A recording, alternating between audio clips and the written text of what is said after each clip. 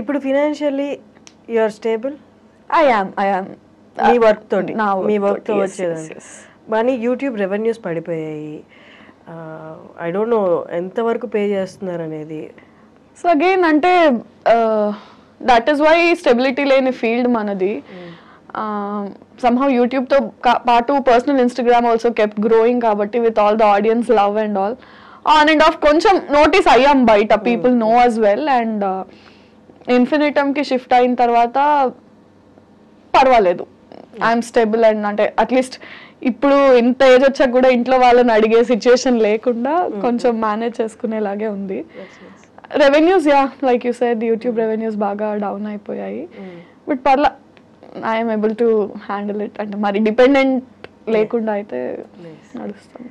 కానీ చాలా మందికి మూవీస్ తర్వాత మిగతా ఈ ఆన్లైన్ కంటెంట్ అంతా సేమ్, ఆన్లైన్ ఇన్ఫ్లుయెన్సర్స్ కానీ యూట్యూబర్స్ కానీ ఇదంతా సేమ్ అని చాలా మందికి ఒపీనియన్. కానీ అక్కడ 2 డిఫరెంట్ కేటగిరీస్ ఉన్నాయి, చాలా వరకు తెలీదు.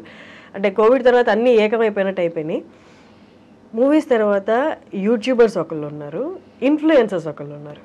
ఈ రెండింటిని కలిపేస్తారనమాట. ఇది ఇక్కడ చెప్పచ్చో చెప్పొద్దో నాకు తెలియదు, కానీ చాలా సార్లు ఎవరైనా ఇన్ఫ్లుయెన్సర్వే కదా అంటే I don't know if I should say this. I'm an actress, not influencer. అంటే I'm not born on social media. Somehow acting ఉన్న ఇంట్రెస్ట్ వల్ల, యాక్టింగ్ కి వచ్చిన అప్లాజ్ వల్ల అక్కడ నుంచి ఇక్కడికి ఆడియన్స్ వచ్చి ఓకే ఈ అమ్మాయి ఇన్స్టాగ్రామ్ ఫాలో అయ్యే తప్ప I'm not Born on social media, I'm not an influencer.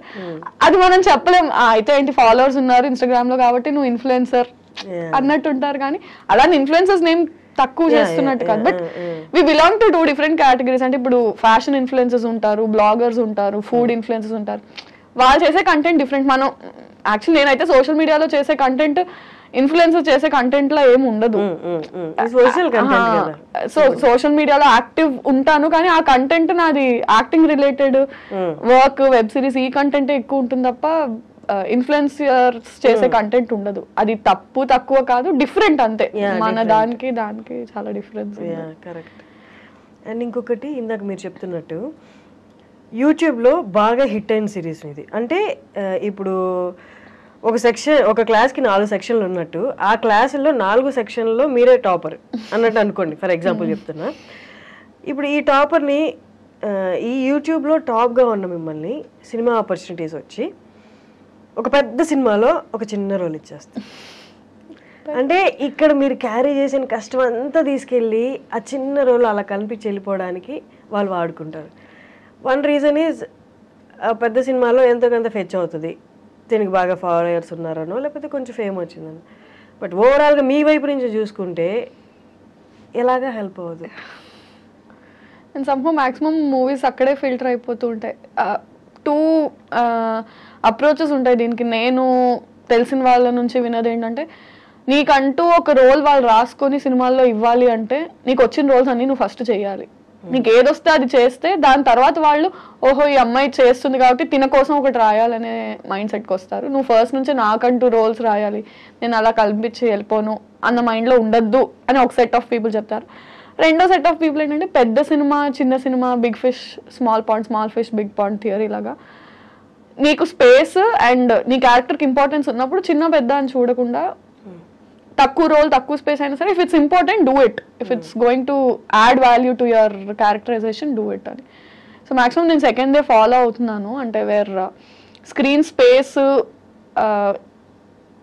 Duration కాకుండా importance. I mean if my character just last for 5 minutes but it still makes a difference and impact ఉంటుంది అంటే I'm doing it only.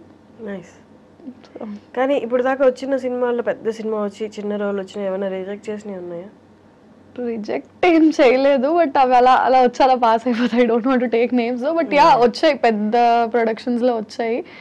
అంటే అది వాళ్ళకి help అవ్వదు, నాకు help అవ్వదు, ఏదో ఉన్నానంటే ఉన్నాను అన్నట్టు కనిపించి యూజ్ లేదు కదా. అంటే ఇట్స్ నాట్ గోనా హెల్ప్. ఇప్పుడు పెద్ద కాస్ట్ ఉన్న సినిమాలో విరాజిత కనిపించిందంటే పెద్ద క్యాస్ట్ కి ఏంటి, ఇట్ డజంట్ మేక్ డిఫరెన్స్. ఆ సినిమాలో ఆ నిమిషం నేను కనిపించిన దానికి నేను నన్ను చూసుకొని అరే నేను కనిపించాను అనుకునేలా కూడా గుర్తు కూడా డజంట్ మేక్ డిఫరెన్స్. సో అలాంటివి నార్మల్లీ యూట్యూబ్లో అయినా యాక్టింగ్, ఓన్లీ యాక్టింగ్ తీసుకుందాం. యాక్టింగ్లో అమ్మాయిలు సర్వైవ్ అవ్వడం చాలా ఈజీ అని చాలామంది అనుకుంటారు, కానీ అనుకున్నంత ఈజీ కాదు. అంటే మన పక్కనే ఉండి ఒక స్టేజ్లో హెల్ప్ చేసిన వాళ్ళు మీరు ఇందాక అన్నట్టు పెద్ద స్టేజ్కి వెళ్ళాక చెయ్యి ఇచ్చి మళ్ళీ పైకి లాగుతారంటే లేదు, ఆల్రెడీ హెల్ప్ చేశాం కదా అన్న ఒపీనియన్లో వాళ్ళు ఉండొచ్చు. మామూలుగా వాళ్ళు అనుకున్నంత కేక్ వాక్ అయితే కాదు. అండ్ ఆల్సో అంటే somehow అంటే I don't want to take the gender, అబ్బాయిలకి బెటర్ అమ్మాయిలకి బెటర్ అని కాదు, కానీ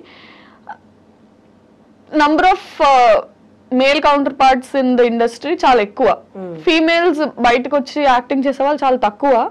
సో బయట ఎలా ఉంటుందంటే వచ్చి చేసే వాళ్ళే తక్కువ కాబట్టి చేసిన అందరికీ ఏదో ఒక ఆపర్చునిటీ వస్తుంది అన్నట్టు ఉంటారు, కానీ నో, నాట్ నెసెసరీ. బట్ చెప్పాలంటే for a man span in the industry ఎక్కువ ఉంటుంది దాన్ ఫర్ అ ఉమెన్. అంటే not just YouTube, not just cinema, he can work అంటే ఒక అట్లీస్ట్ ఒక 20-30 years ఎరాలో తను multiple films, multiple genres, age అన్ని play చేయగలడు.